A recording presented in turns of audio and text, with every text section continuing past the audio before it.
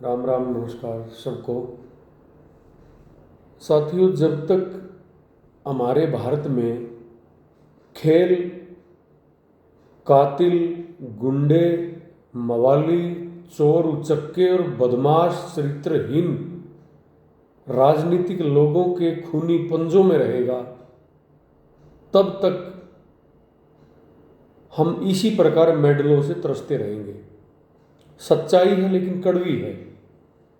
150 करोड़ का भारत, और जब एक मेडल आ जाता है ना, हम नाचते फिरा हैं सारे। यहाँ सुविधाओं की कमी नहीं है, क्योंकि लोग संपन्न बहुत हैं, लोग एक दूसरे की मदद भी कर देते हैं। परंतु जिस तरीके से खेल और खेल की संस्थाओं पे उन लोगों का कब्जा है जिन लोगों के परिवार में कभी खेलों की तरफ को झुकाव नहीं रहा, ना उन्होंने कभी खेल कभी किए, ना उनके संस्कार और सभ्यता के बारे में जानकारी। परंतु एक मवाली टाइप आदमी, एक गुंडा टाइप, एक बदमाश आदमी, एक कातिल आदमी जब राजनीति में कामयाब हो जाता है तो वो अपने प्रभाव का इस्तेमाल करके किसी ना किसी संघ पे कब्जा कर लेता है। फिर मैं बात आज विनेश की और ब्रजभूषण की और जो महिला पहलवानों का, हमारी बेटियों का जो शोषण की बात थी, मैं केवल उस पे ही नहीं कह रहा। मेरा जो पीड़ा है वो ये है कि अगर इस प्रकार के लोग खेल संघों पे काबिज ना हो तो हमारे देश में मेडलों की कमी नहीं रहे, अंबार लग जाए। खासकर बेटियों के मामले में जब खेल संघों पे बदमाश लोगों का कब्जा होगा तो इस देश के लिए मेडल जीतने के लिए कौन अपनी बच्ची को घर से बाहर भेजेगा? एक माँ और बाप 50 बार सोचेंगे इस बात को। परंतु पता नहीं क्या क्या कारण है कि जिनका कोई इस खेल के अंदर योगदान नहीं रहा वो लोग इस खेल के सर्वेसर्वा बना दिए गए। और आज भी जिस तरीके से 1-2 दिन से ये खबर चली हुई है, 1 दिन से, आज भी उसी आदमी के कॉलेज में कुश्ती प्रतियोगिता उत्तर प्रदेश में मैं पढ़ा हूं, मैंने देखा है। अब गोंडा, ये नहीं कि गोंडा में हमारे भाई हैं, सम्मानित जनता है वहाँ की, लेकिन गोंडा डिस्ट्रिक्ट का कुश्ती के अंदर क्या योगदान है? मुझे लगता है कि हरियाणा में एक एक गांव ऐसे हैं, एक एक गांव, अगर आप पूरे 2-4 वहाँ के डिस्ट्रिक्ट से तुलना करोगे तो मुझे लगता है कि इस खेल में हमारे गांव आगे हैं। अगर आपको उत्तर प्रदेश में ही करवाने हैं, अगर आपको यही दिखाना है, तो आपका पश्चिम उत्तर प्रदेश है जहाँ गढ़ है इस चीज़ का, जहाँ लोग इस खेल की रिस्पेक्ट करते हैं। लेकिन एक बदमाश, एक मवाली आदमी अगर ये कहे कि हाँ मैं सर्वे सर्वा हूँ इस गेम का और मेरे घर में होगा, ये मुझे बात समझ में नहीं आती। मुझे नहीं लगता कि ये लोकतंत्र की कोई परिभाषा है और लोकतंत्र को ये शब्द परिभाषित कर रहे हैं। बावजूद उसके वहीं पे हो रहा है।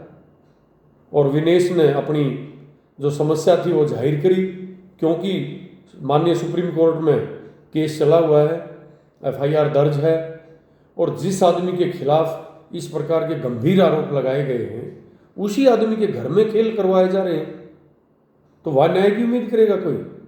मुझे नहीं लगता।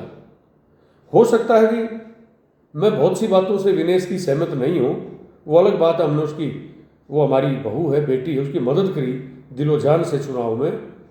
परंतु एक लड़की ने जो आरोप लगाया है और उस पर जांच चली हुई है, एक बदमाश आदमी के खिलाफ जिसने इस तरीके से अपनी माननीय अदालत में वो गए हैं, कमेटी बनी है, अनुराग ठाकुर था उसमें, तो क्या भारतीय जनता पार्टी को इतनी शर्म नहीं आती कि आप उसी के गढ़ में खेल करवा रहे हैं?